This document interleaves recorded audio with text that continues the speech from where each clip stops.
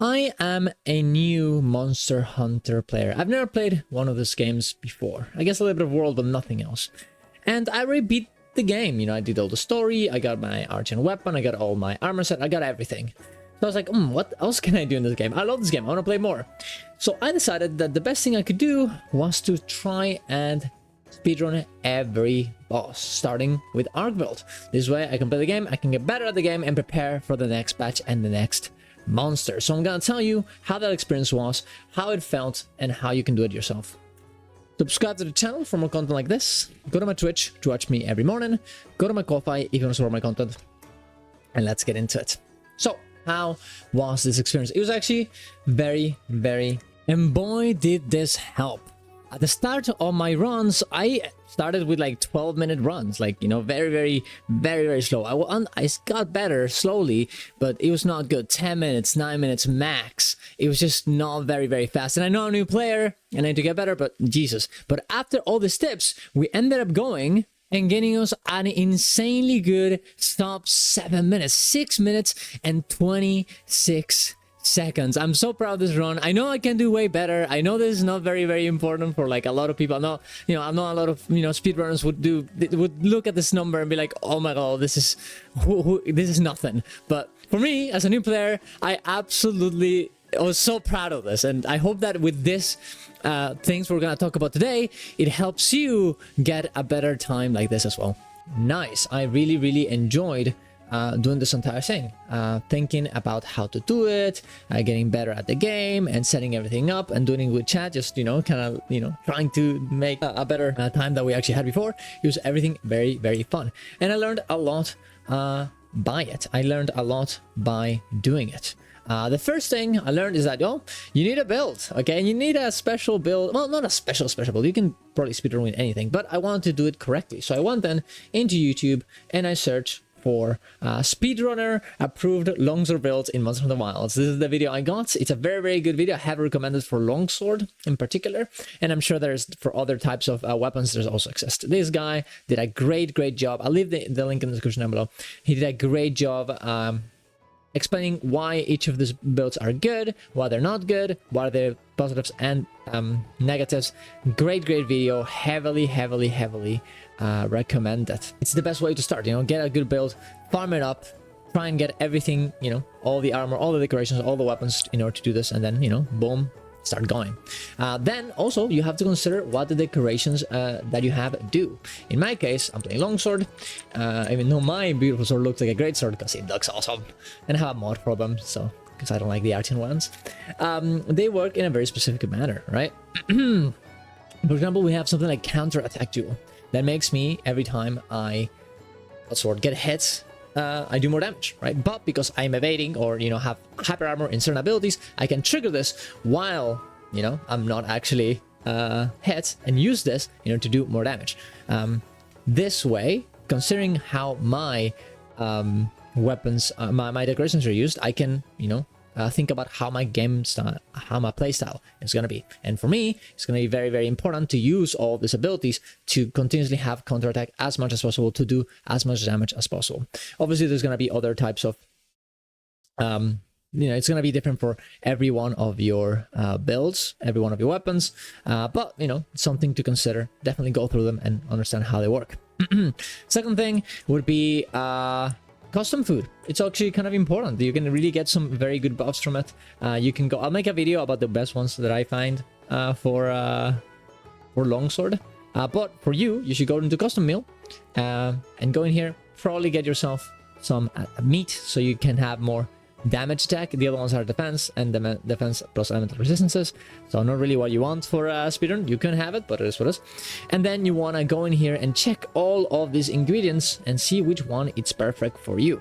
For me, it was indeed the deluge room, as it makes me oh sorry, the turbid shrimp, there we go. So extends the invulnerability period when evading. This makes my evades, which are very important on my build, last longer. Very useful. You can also use the I would not recommend the area egg, because yeah, it does more damage sometimes, but it's like every 5 minutes. The speedrun is not gonna last that long, so maybe not the best idea. Specialty Sleet, Garlic's actually pretty good as well. Prevents fainting 1 time and heals you when damage taken exceeding your remaining health while you're trying it out, while you're getting trying this entire thing for the first time. It's not actually not a bad idea.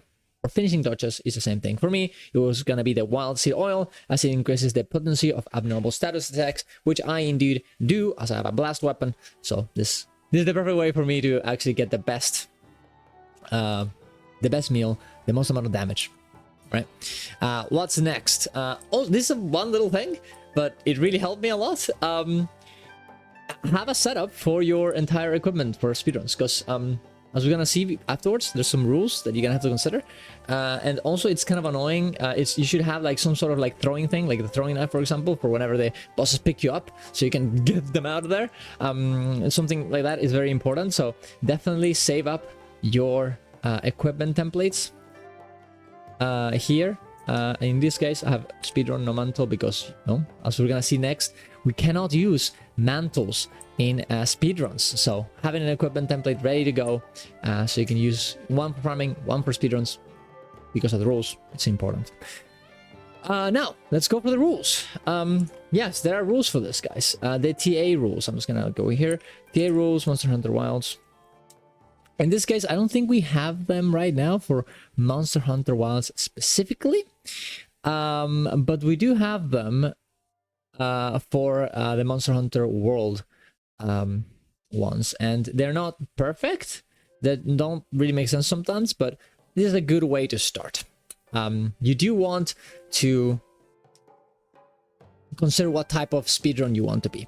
Essentially, there's one where it's like not solo, like where you can just play with, everything. You can put bombs in the boss, you can use buffs, you can use any consumable, smoke bombs, traps, all this other stuff, and you'll be fine. But for the solo TA rules, they're very strict. You cannot use any of these things. You can use traps, you can use consumables like shock traps, bombs, all this stuff. And there's other things that are actually very, very important as well. No palico, right? No palico, no mantle. What else? Wall slamming is not allowed, actually. At least it was in World. I'm not sure if it actually will apply to Wilds, because sometimes the bosses just, you got on top of them and they start like going there, and sometimes they just hit themselves into the rocks. And I'm not sure if you can actually prevent this. If anyone knows, please let me know, because I don't think there's any actual rules right now for Wilds. So please let me know. You don't want to wall run attacks. That's also against the rules. Repetitive use of aerial attacks using ledges is also not allowed, and no environmental traps, as we said before. Also, another interesting thing is that I personally was using live split to count the timer on how fast I could actually kill the boss. But apparently, most of the times you want to use something else instead. You want to use the timer from the actual game, right? So from the start of the mission until the end. It seems a bit weird. Maybe they will change this for Monster Hunter Wilds, because look, it's kind of hard to get specifically the specific boss you want in different missions or whatever. So it'll actually change every time. But I guess we'll have to wait and see how that one pans out. But for me, I personally would rather just have once you engage the monster onwards. But I don't know. Regardless, that's the rules we have, and you can go check them. I'll leave in the description below, and I'm sure if it gets updated in some way, I'll also put a comment in the comments pinned, so you guys can check it out. So then after this, it was time to blast. I learned a lot from playing this entire thing. I started killing Arkveld in 9 minutes, 7 minutes. Well, actually, no, 10 minutes. That was way afterwards. Like just 9 minutes every time. It was very hard for me to actually not get hit by stuff, be able to actually hit the boss, being able to prevent the boss from moving from one side to the other. I actually figured out that whenever I'm fighting the boss in this particular mission that I was using, the optional version, the optional mission where you kill Arkveld, he would always leave this very specific zone at around 3 minutes and 30 seconds, right after I engaged the fight. So when I was seeing this, I would always prepare some wounds, so before he leaves I can interact with them Okay, I can use the wounds so he cannot leave. Look, just like that. Look at that. Just he won't leave. I stopped him, right? And then I can do way more damage. There's one particular clip, I'll put it here, I guess, where I actually can do this for over and over again for a good amount of time. It was absolutely great. I was very proud of myself of that. But I'm sure that whenever you actually kill the boss super fast, there's not going to be an issue because, well, the boss will not will die before he actually leaves, right? Most of the people will probably kill it before 3 minutes and 30 seconds, I'm guessing. But there you go.